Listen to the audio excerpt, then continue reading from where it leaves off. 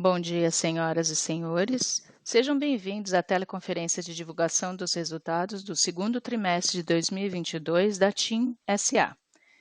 Informamos que este evento está sendo gravado e todos os participantes da teleconferência estarão apenas ouvindo durante a apresentação. O replay deste evento estará disponível no website da companhia após o encerramento. Após as considerações da TIM, haverá uma sessão de perguntas e respostas para os participantes. Neste momento, serão fornecidas instruções adicionais. Esclarecemos que declarações que possam ser feitas relativas às perspectivas, projeções e metas da TIM SA constituem-se em crenças e premissas da diretoria da companhia. Considerações futuras não são garantias de desempenho. Elas envolvem riscos, incertezas e premissas, pois se referem a eventos que podem ou não ocorrer. Os investidores devem compreender que fatores internos e externos à TIM SA podem afetar o seu desempenho e conduzir a resultados diferentes dos planejados.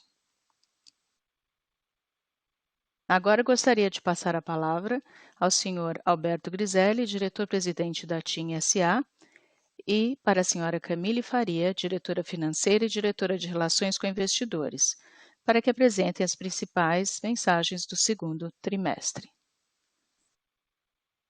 Por favor, Sr. Alberto, pode prosseguir. Bom dia a todos e muito obrigado por participarem da teleconferência de resultados. Como todos sabem, esse é o primeiro trimestre em que reportamos números depois do fechamento da transação com a Oi. Assim, a maior parte dos números que compartilharemos hoje são uma combinação da TIM SA e 2 meses da Cosan, a SPE criada para deter os ativos adquiridos. Aliás, o processo de integração está evoluindo rapidamente e estamos adiantados no cronograma de migração da rede. Os clientes já estão se beneficiando da melhor cobertura e qualidade da rede. Margem de fluxo de caixa por volta de 27%. Esse é um conjunto de números muito robusto, suportando o caminho para atingir nosso guidance de remuneração de acionistas de R$ 2 bilhões, que inclui R$ 270 milhões em juros sobre capital, anunciados em junho. Além disso, mantivemos nosso foco na execução para atingir um outro marco importante no programa de plataforma de clientes. Durante o segundo trimestre, atingimos outra meta, mais uma meta, e agora temos direito a 5,2% de participação no Banco C6. Entrando em mais detalhes sobre a dinâmica de receitas, vimos a receita de serviços móveis crescer 23% na comparação anual, enquanto serviços fixos aumentou mais de 7%, consolidando nossa receita de serviços em um crescimento de 22% na comparação anual. É essencial destacar que esta performance de receita não foi impulsionada pela aquisição dos ativos da Oi. A performance orgânica também contribuiu fortemente. Excluindo os efeitos da Cosan, a receita líquida independente aumentou sólidos 13% em comparação ao ano anterior, enquanto a receita de serviços cresceu mais de 12%, um nível de crescimento que foi atingido pela última vez há 10 anos.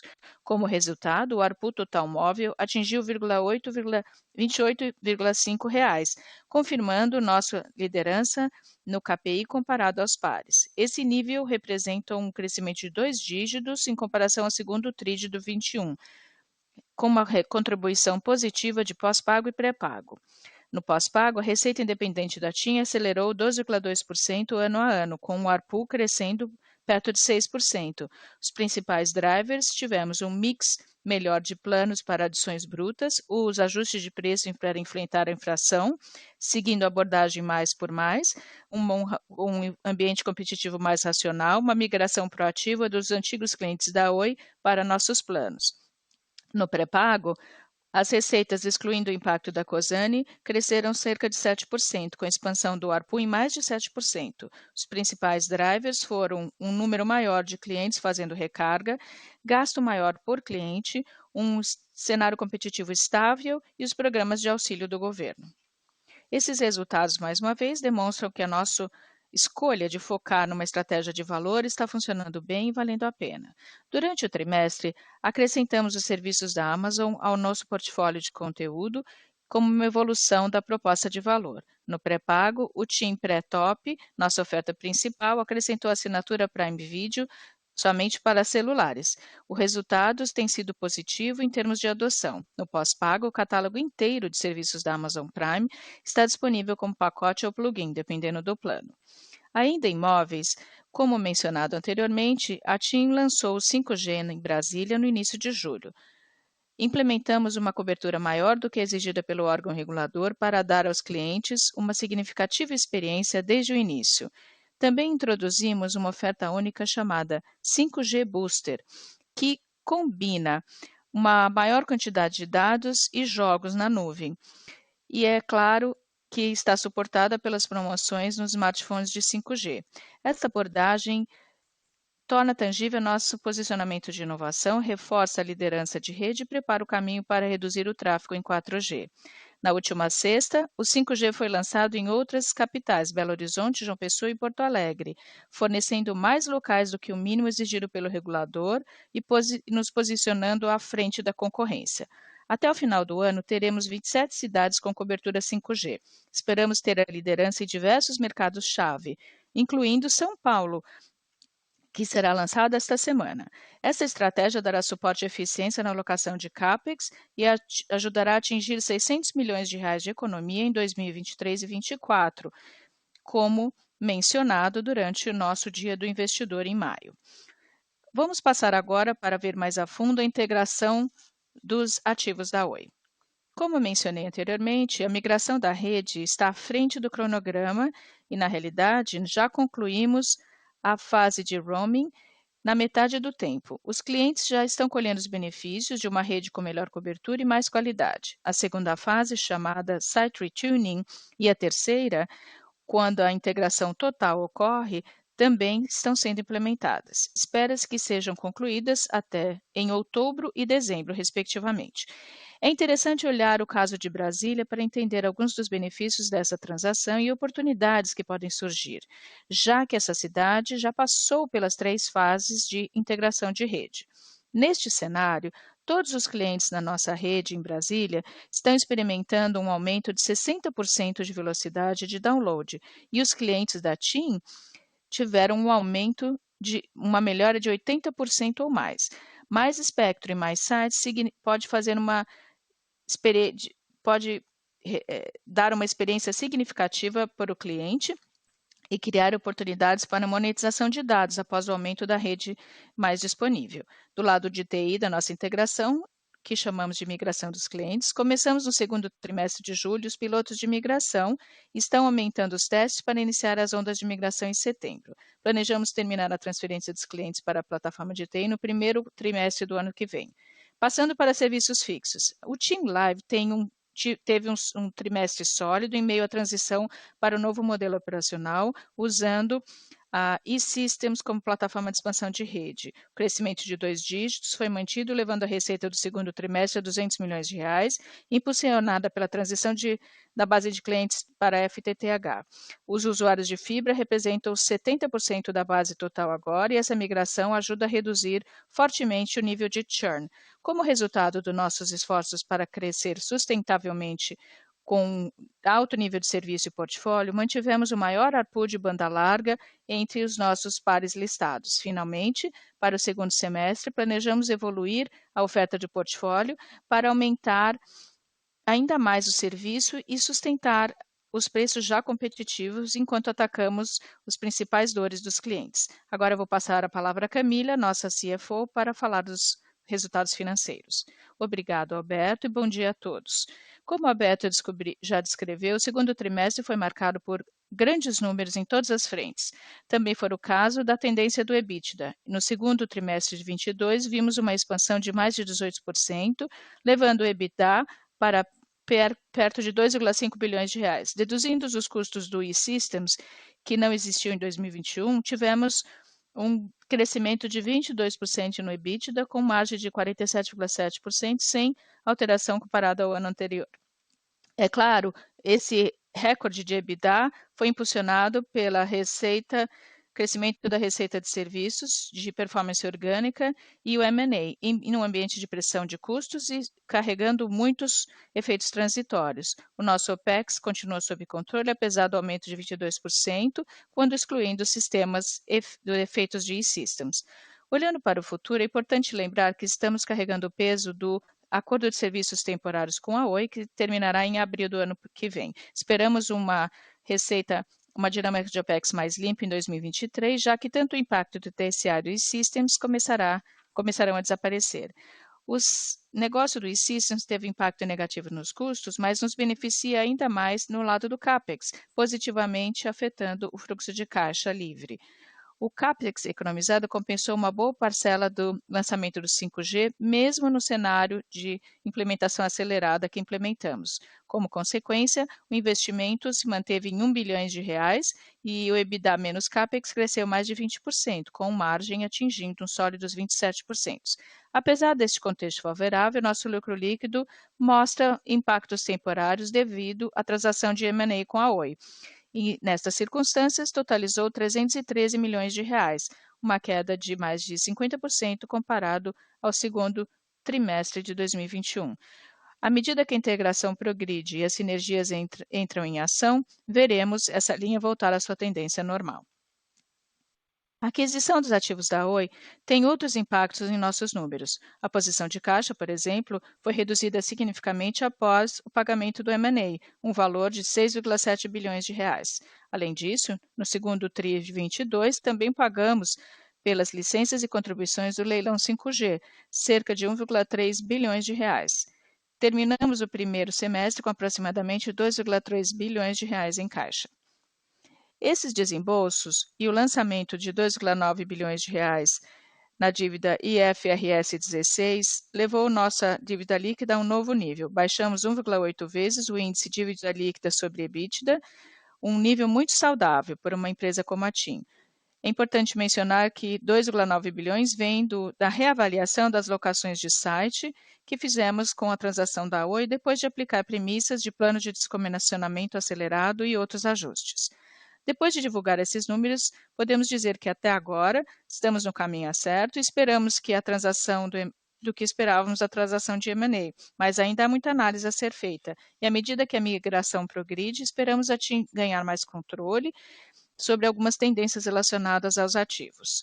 Agora eu vou passar a palavra ao Alberto novamente para concluir a parte do segundo trimestre. Obrigado, Camille.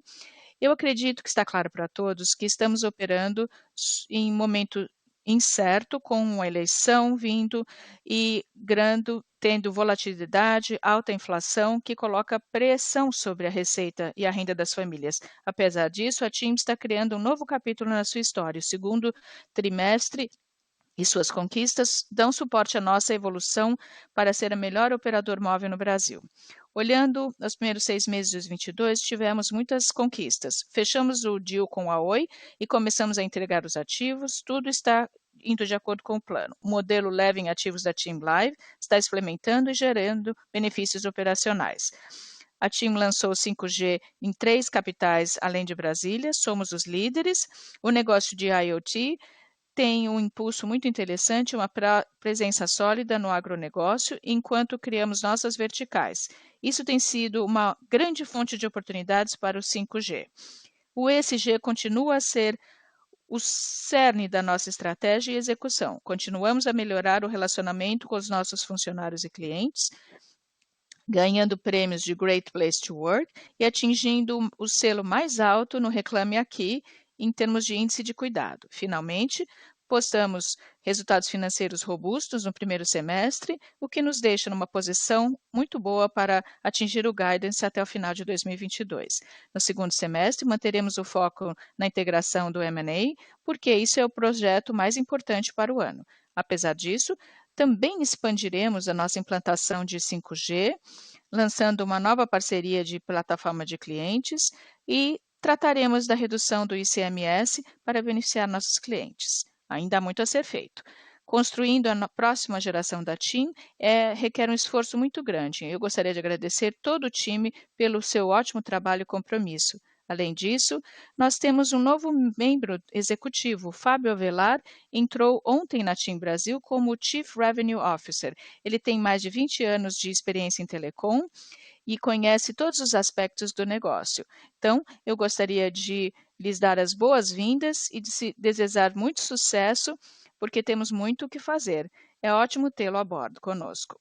Agora vamos abrir para as perguntas. Operadora, por favor.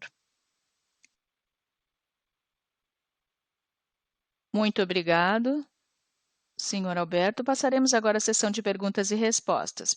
Começaremos com as perguntas dos analistas e depois para o público em geral, ambas em inglês.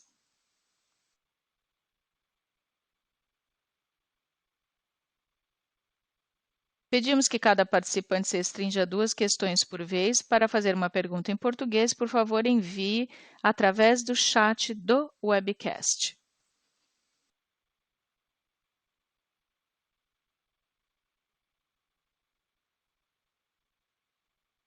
A nossa primeira pergunta vem de Bernardo Bettman, da XP.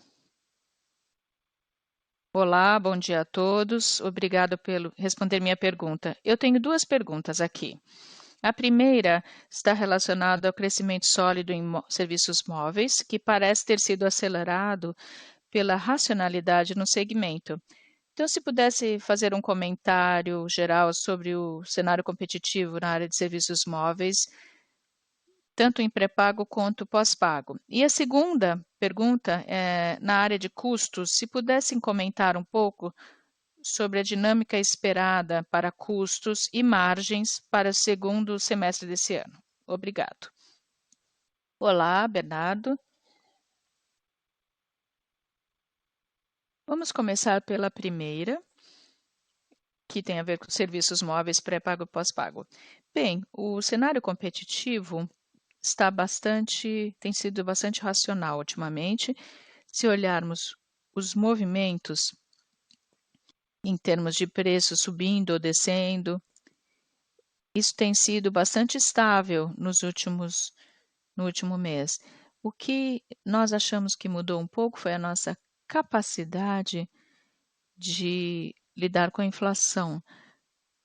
Nós atualizamos a nossa estratégia de mais por mais. Isso se reflete nas nossas vendas. Então, o ambiente competitivo em geral está bastante estável, com uma perspectiva positiva. Mas quando olhamos os nossos resultados e o crescimento da receita, vale a pena mencionar que, basicamente, tanto no pré-pago quanto no pós-pago, estamos crescendo em um nível de 50% em termos de base de clientes e no ARPU 50%. No pós-pago está claro pelos números. Então, esses 2 componentes é que impulsionam a nossa receita. No pré-pago, não é tão claro assim, porque quando olhamos o número de recargas e o gasto, isso está acima. Tivemos um crescimento de 50% no número de recargas e 50% no gasto. Isso também é o resultado de diversas ações que tomamos em relação à base de clientes, estimulando a recarga e estimulando o aumento do gasto. Portanto, esse segundo trimestre melhorou em resultado das ofertas no pré-pago.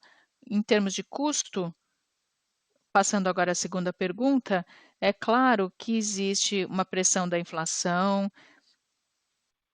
e porque nós temos pessoas, a infraestrutura passiva e energia, né? E a perspectiva também é positiva para o segundo semestre. Eu vou lhe dar alguns exemplos para tornar mais tangível. Por exemplo, o custo de energia.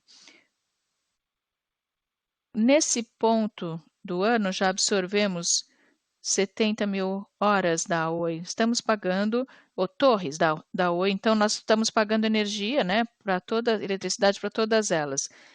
Quando fizemos o deconsumcionamento, passamos o consumo de energia para o nível mínimo exigido.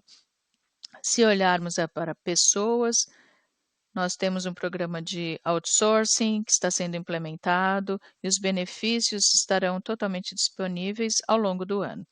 E assim por diante. Então, nós temos pressões na área de custos, estamos tomando diversas atitudes para controlar e mitigar esta pressão. Está muito claro, Alberto, muito obrigado. A próxima pergunta vem de Fred Mendes, do Bank of America. Olá, bom dia a todos e obrigado pelas perguntas. Eu tenho duas perguntas também. A primeira,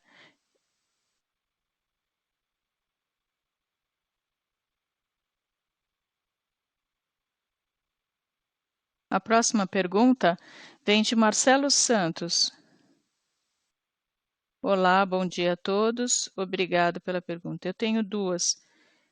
Você mencionou que parte da aceleração veio da parte orgânica, que foram clientes que migraram momentaneamente da Oi. Poderia explicar um pouco mais quanto do crescimento foi puramente orgânico e quanto veio da contribuição da Oi? E a segunda pergunta é sobre o ICMS. Qual a estratégia da empresa em relação a isso? Há algumas estratégias que poderiam usar para capturar a elasticidade de preços, oferecendo mais soluções, planos diferenciados, não sei, alguma coisa para capturar um pouco esta redução nos preços. Ok, Marcelo, eu vou responder as duas perguntas. Com relação à primeira, quando se olha a base de clientes da Oi, nós estamos trabalhando na migração de clientes, estamos à frente do cronograma. Agora, nós estamos só no piloto do processo. Apesar disso, há clientes que decidiram migrar da Oi para a portabilidade do número, voluntariamente. E eu vou te dar os números e você pode fazer suas contas aí. O número de clientes que vieram da Oi para outras operadoras, 250 mil por mês, para 200 mil por mês no último mês. Estamos trabalhando para aumentar a nossa parcela dessa portabilidade de números. Temos tido sucesso. Nós fomos a operadora que cresceu mais em termos de portabilidade.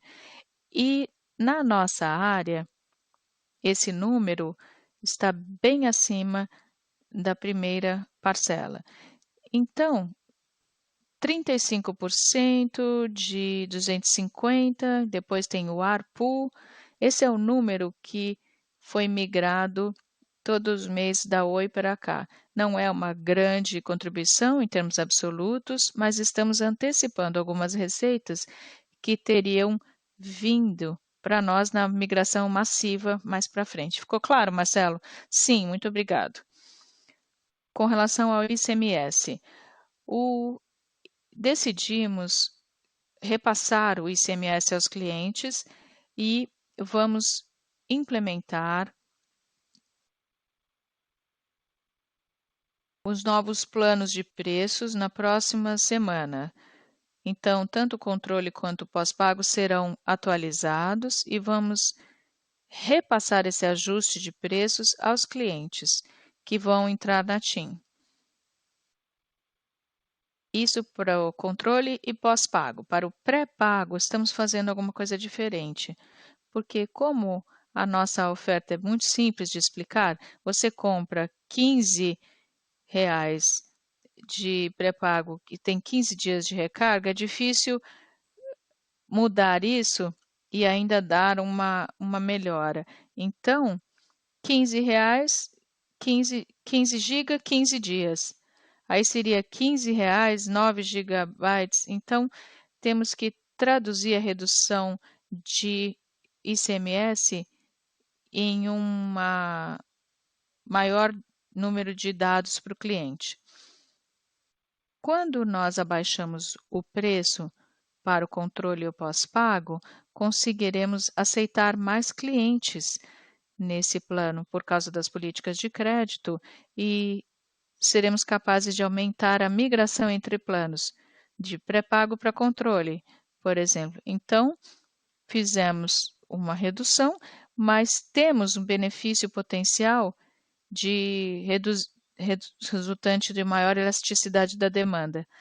Mais para frente, essa redução do ICMS será muito importante para continuar a implementar a nossa estratégia de promoções, por exemplo, no ano que vem. Muito obrigado.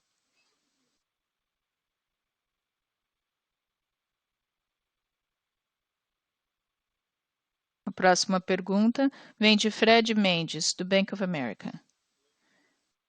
Olá, bom dia a todos. Estão me ouvindo?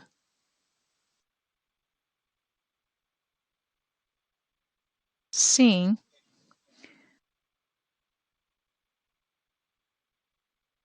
Peço desculpas pelo problema de conexão. Tenho duas conexões. Primeiro, relacionada ao renda, a receita ou o lucro. Quando existe o impacto dos pagamentos, quanto tempo levará essa curva para vermos uma grande redução nessa despesa de comissionamento das torres? E a segunda, quando eu olho os dividendos, o guidance parece estar acima do que vocês entregarão em termos de lucro líquido para o ano. Como é que nós devemos reconciliar essas duas linhas e o que pode ser feito aqui para atingir o pagamento, o guidance de pagamento de dividendos de 2 bilhões de reais? Está me ouvindo? Ótimo, Camille.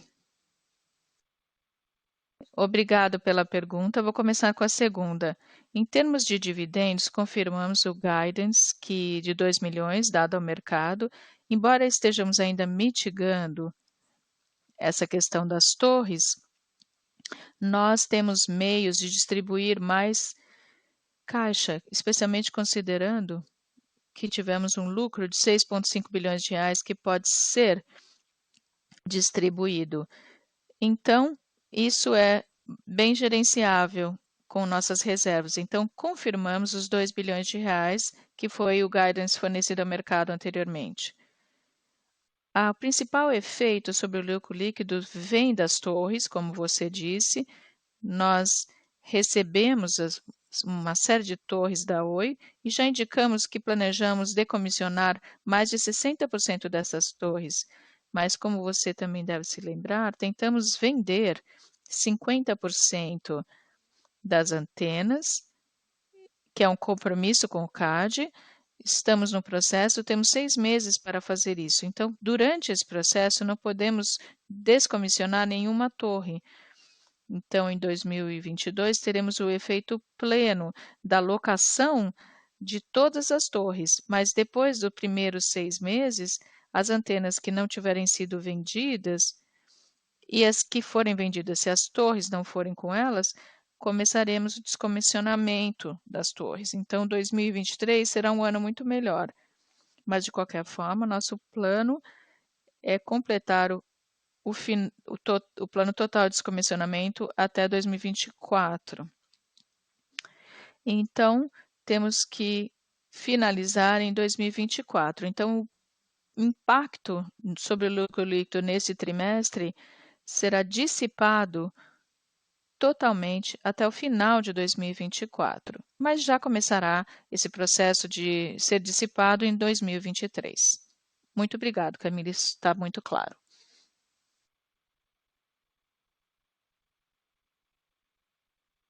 A próxima pergunta vem Diego Aragão, da Goldman Sachs. Obrigado. Bom dia, Alberto, Camille e todos. Eu tenho duas perguntas de follow-up. Poderia confirmar o número de locações e por que deveremos esperar um número diferente para o segundo TRI e para o terceiro TRI? E a segunda pergunta é, se formos analisar os mercados regionalmente, em cada estado, vocês veem com um ambiente competitivo para a TIM ou promoções regionais feitas pela Vivo, claro, e até vocês, que pode afetar a dinâmica desses mercados? Olá, Diego. Vou começar com a segunda pergunta, com relação à dinâmica de concorrência. Até o momento, estamos continuando com a oferta nacional e a abordagem nacional. É claro, como já foi mencionado, temos clientes em áreas onde somos mais fracos e aí queremos, ah, portanto, aumentar nossa participação de mercado e nossa performance. Basicamente, quando olhamos o mercado como um todo, estamos ofertando, trabalhando permanentemente com a nossa estratégia de comunicação e de canais, e no lado da oferta, pelo menos do nosso lado, não estamos incluindo nenhum desconto ou ofertas mais agressivas para ganhar participação de mercado. Até o momento, essa oferta nacional está em vigor. Durante o próximo semestre, haverá uma redução dos preços nos concorrentes, mas eu acho que isso será meio igual para todos.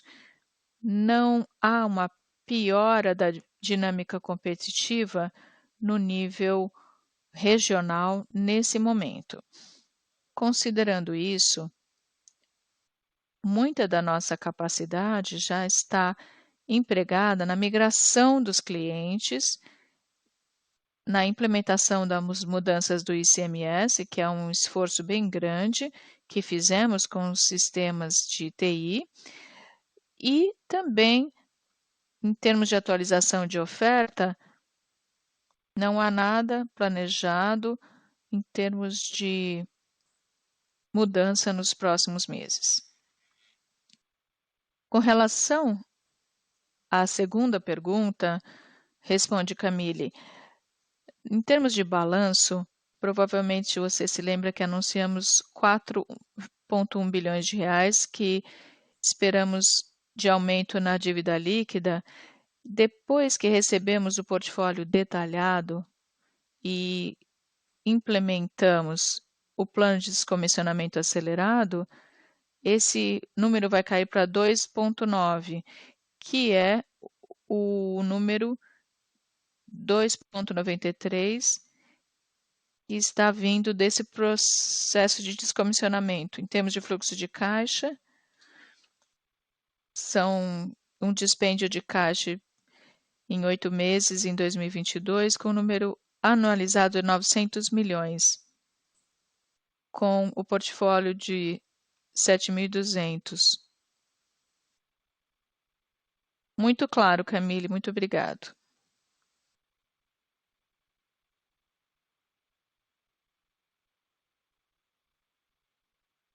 A próxima pergunta vem de Alejandro Galostra. Bom dia a todos. Eu tenho algumas perguntas. Duas. A primeira é sobre o Team Live. Eu esperava que após a transação do iSystems, vocês fossem focar de novo no FTTH e resolver a questão da base de clientes, mas vemos ainda uma faixa de 5 a 10 mil. É porque agora vocês estão focados na integração do imóvel, ou porque o ambiente está mais difícil, talvez ambos? Então, eu gostaria de saber se acreditam que pode acelerar a base de clientes de FTTH no meio ou longo prazo, ou no curto ou médio prazo. E a segunda pergunta é sobre a implementação do 5G. Você poderia lembrar quem vai pagar pelas torres e a conexão à medida que a cobertura de 5G, quem vai pagar por essa última milha de conexão? A TIM ou a iSystems? Obrigado pelas perguntas. Olhando o Team Live, recapitulando e depois ele dou os números. Então, basicamente, o que estamos fazendo é, como você sabe, nós temos duas bases, FTTC e FTTH. No último trimestre, atualmente, temos sido bastante ativos na migração do FTTC para o FTTH. Por quê? Porque os clientes FTTCs são mais vulneráveis à concorrência. Então, nós queremos defender a base de clientes fazendo essa migração. E atingimos cerca de 70% de toda a base de clientes que já é FTTH. E esperamos chegar a 80% até o final do ano. Esta é uma vertical de atividades. Quando olhamos as adições líquidas por trimestre em FTTH, estamos passando de algo cerca de 27K para 45K. Então, o número que você vê no trimestre é líquido porque você precisa subtrair as perdas de FTTC. Então, nós tivemos um trimestre de recorde de adições líquidas a FTTH, 45, e passamos no anterior era 27. Na migração do FTTC para FTTH, estamos limitando a nossa exposição a uma tecnologia, um portfólio de ofertas que teve adições líquidas negativas nos últimos 2 anos. Esta é uma vertical de expansão. E a outra é a expansão do nosso footprint. Nós lançamos no trimestre anterior e no próximo também vamos lançar. Então, estamos aumentando a defesa do FTTC, aumentando o crescimento do FTTH. E que tivemos nesse trimestre o recorde de adições líquidas. Quando passamos à segunda pergunta que você fez, o negócio que nós temos com a iSystems é só relacionado à rede secundária. Então, toda a implementação relacionada ao 5G cabe a nós. Hoje, ou a gente constrói ou vai fazer a locação.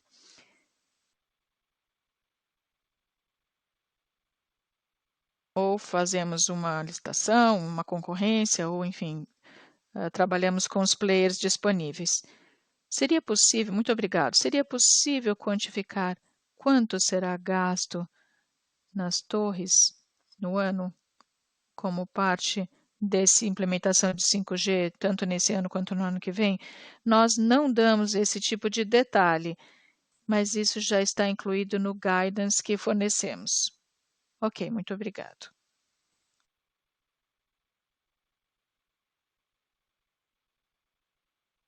Próxima pergunta vem de André Salles, do UBS. Olá, Alberto, Camila, bom dia a todos. Eu tenho perguntas sobre os sites vindos da aquisição da Oi. Alguns dos corretores contabilizaram 700 milhões de reais na provisão de comissões. Vocês têm mais 4 mil sites de decomissionamento e uma provisão de 280 milhões de reais no balanço devido ao descomissionamento de ativos. Como é que nós reconciliamos esses números? Vocês podem nos dar um guidance sobre as multas de decomissionamento? Será que essa provisão vai aumentar nos próximos trimestres? André, esse 2,9 milhões contabilizado no balanço já é o valor presente líquido do tempo restante que esperamos ter cada uma das torres, mais as multas. As multas que estão incluídas nos 2,9 já são muito mais altas do que o número que você mencionou. Então, estão muito mais em linha com o que você ouviu da concorrência. Esse 2,9 já inclui 700 milhões de reais em multas. Se quiser mais detalhes, pode entrar em contato com o pessoal de RI e obter os números para fazer a reconciliação. A minha pergunta não era sobre o IFRS 16, mas com relação ao passivo do descomissionamento disso. Mas tudo bem, eu posso fazer o follow-up de outra forma.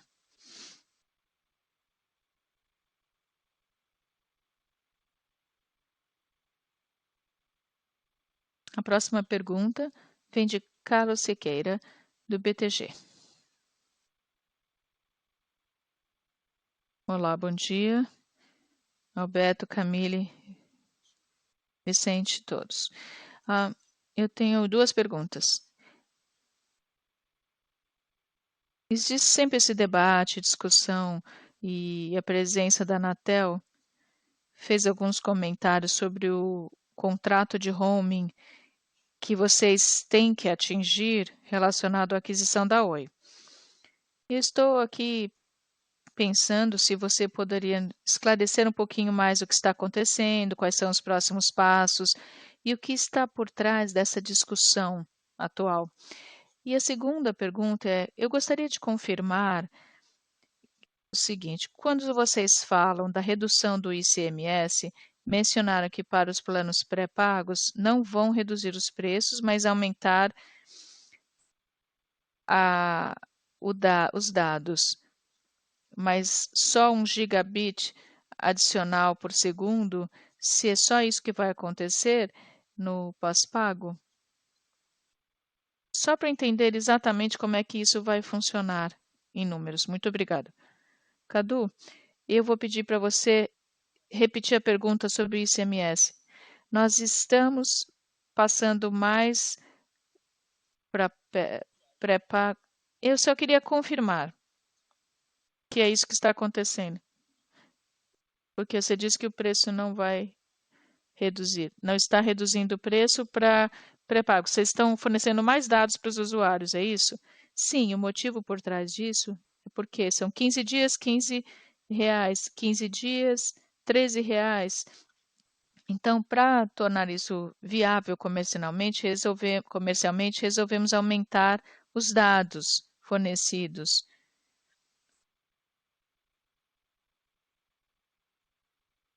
porque a redução do ICMS é mais de 10%. Vai ser mais do que a redução do ICMS, porque é mais de 10%. O impacto em 3 meses, porque existe um padrão de recarga dos clientes.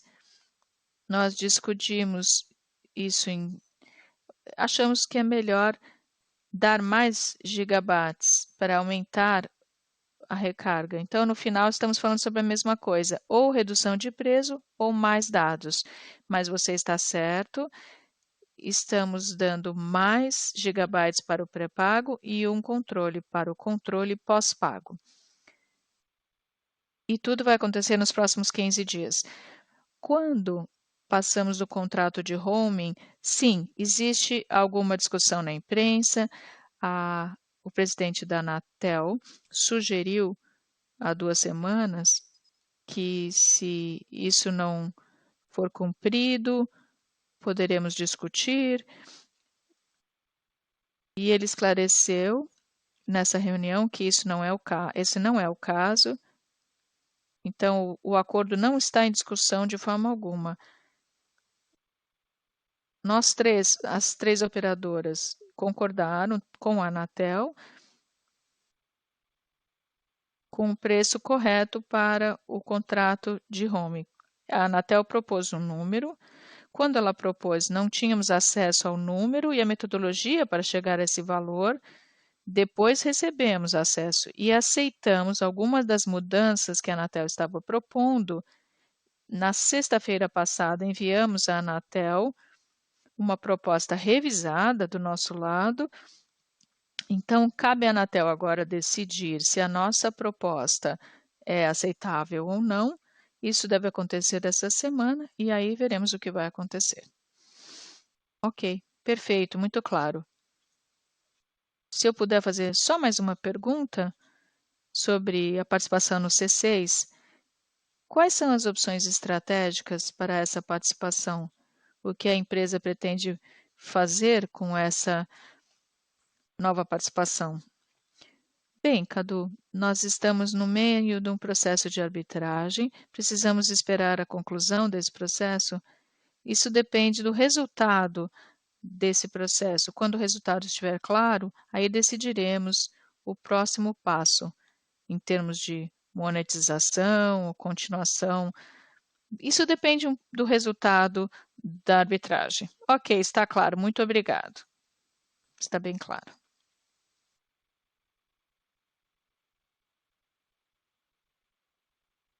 Como não há mais perguntas dos analistas, iniciaremos a sessão de perguntas e respostas do público geral que chegaram através do webcast e serão lidas. Senhor Vicente Ferreira lerá. Bom dia a todos. A primeira pergunta vem de Gabriel Rosan, do Citibank. Olá, vocês poderiam, por favor, comentar sobre o processo de descomissionamento de sites? Qual é o valor total esperado de multas para os contratos? Por que decidiram não fazer provisão para isso no segundo trimestre? Olá, Gabriel. Aqui é fala Camille. As multas são cerca de 700 milhões de reais, como eu já mencionei, e foi provisionado, faz parte do 2,9 milhões que foi contabilizado registrado na dívida IFRS 16. Sim, está lá, já foi provisionado. Obrigado, Camille. A próxima pergunta vem de Rodrigo Faria, da Sul América. Bom dia a todos, parabéns pelos resultados. Eu tenho duas perguntas. A primeira é sobre os clientes vindos da Oi. Poderia nos dizer qual é o comportamento da dinâmica de churn, a churn no pré-pago e no pós-pago? Segunda pergunta, poderiam nos atualizar sobre a possibilidade de movimentação de M&A e FTTH? Bem, com relação à primeira pergunta, Rodrigo, não vemos nenhuma mudança. Nós estamos com e-Systems e isso está sob gestão do contrato de serviços temporários e eles estão migrando para nossos serviços. O processo está sendo bem sucedido até agora. Estamos fazendo o piloto dos clientes do Live. Então, não há mudança no churn, porque o churn está lá. Como o número de portabilidades aumentou no último trimestre, houve uma aceleração de clientes que decidiram voluntariamente deixar a Oi e vir para nós e os nossos concorrentes. Então, houve um aumento no número de portabilidades. Para você ter uma ideia da magnitude, estamos falando de 250 mil clientes por ano, por mês. Então, você pode ver qual é o impacto sobre o churn, fazendo as suas contas. Com relação ao FTTH, nós já falamos que agora estamos focados na integração de clientes e implementação do 5G e não estamos buscando novas oportunidades de M&A. É claro, se houver alguma oportunidade, será avaliada. A próxima pergunta vem de Sr. Gerardo Zamoranos, da Brandes Investments. Você poderia nos dizer quanto aumento está ligado ao FRS 16 e despesa de juros também? Bem, em termos de despesa de juros, o número é público, está nas nossas demonstrações financeiras, são 590 milhões de despesas gerais, que inclui essa também, as torres anteriores. O percentual do DNA que está relacionado ao IFRS 16, mas está entre 25% e 30% no total de amortização e depreciação. A última pergunta do investidor veio de Ana Hick, de um clube de investimentos chamado Infinity. Bom dia, você poderia nos dar mais detalhes sobre as discussões com o ANEEL relacionadas à Oi? Na sua opinião, existe alguma possibilidade? Eu acho que ele estava falando da Anatel. Existe alguma possibilidade que essa transação seja revertida? Qual seria a solução viável Acho que ele está querendo falar sobre a oferta de roaming que entregamos à Anatel ontem. Renan, fala Alberto. Eu já respondi essa pergunta, já discutimos com a Anatel. A, a solução passa por uma negociação de um novo valor atualizado. Nós entregamos uma proposta atualizada na última sexta e agora a bola está com a Anatel. E vamos ouvir na semana, provavelmente na semana que vem, qual será o feedback deles. Agora passaremos às perguntas da imprensa. A primeira vem de Bruno Amaral, da Teletime. Nós recebemos nenhum feedback da Anatel. Receberam algum feedback da Anatel sobre a proposta de roaming? O Alberto acabou de responder, mas por favor. Obrigado, Bruno. Como o Alberto já mencionou, nós entregamos a nossa proposta na última sexta-feira, que está totalmente alinhada com a regulamentação e com os princípios de aprovação da transação da Oi. O ponto é muito técnico, não é um ponto de discórdia, de desacordo em princípio, mas é impossível, é mais uma questão de entender que tipo de contabilidade de custos devemos considerar para pensar na forma de resolver isso. Na última década, nós tivemos uma abordagem no nosso pativo. De outro lado, seria inovar com a bottom-up approach, de approach de custos teóricos. É isso que vai ser discutido essa semana, mas como o Alberto mencionou, não há nenhum estresse com relação à transação e nossa relação com as autoridades. A segunda pergunta da mídia vem de Pedro Osores, da Business News Americas. Bom dia a todos. Poderiam comentar sobre como vocês consideram a evolução do 5G no país? Quando esperam capturar os primeiros retornos dos investimentos na banda de 3,5 GHz? E como está a venda de dispositivos compatíveis? Nós estamos no estágio de implementação. Lançamos 4 capitais, Brasília, Distrito Federal e as outras 3 na semana passada. Esta semana, na quinta-feira, faremos o lançamento em São Paulo. Estamos no estágio inicial. Posso comentar sobre a estratégia. O que estamos fazendo é que decidimos construir uma cobertura importante nos mercados críticos para nós, de um ponto de vista de custo e comercial, e criamos uma proposta de valor com o Booster 5G, que oferece aos clientes a possibilidade de experimentar esses novos serviços.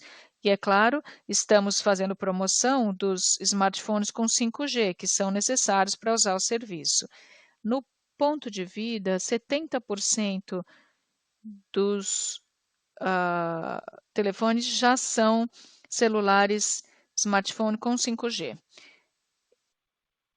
Nós queremos criar um ciclo virtuoso, dando a oferta, fornecendo motivo para o cliente migrar para o 5G. E há 2 benefícios. O primeiro é monetizar isso mais para frente, quando a cobertura estiver mais disponível de forma mais ampla. E em 2023, nós poderemos parar de investir no 4G e termos mais eficiência na implementação da rede. Esta é a nossa estratégia.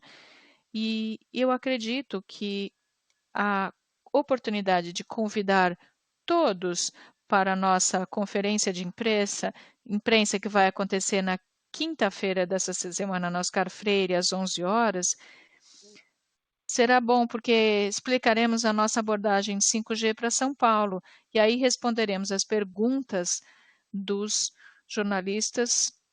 E agora podemos responder as perguntas dos jornalistas sobre os resultados desse trimestre. Senhoras e senhores, já que não há mais perguntas, vamos devolver a palavra ao senhor Alberto Griselli para seus comentários finais. Muito obrigado novamente por participarem da nossa teleconferência de resultados. Gostaria de agradecer novamente à equipe da TIM Brasil pelos sólidos resultados entregues nesse trimestre e espero vê-los todos novamente daqui a 3 meses. Muito obrigado.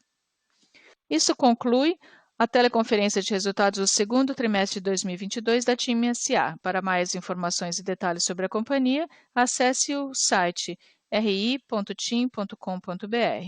Você pode se conectar a partir de agora. Obrigado mais uma vez.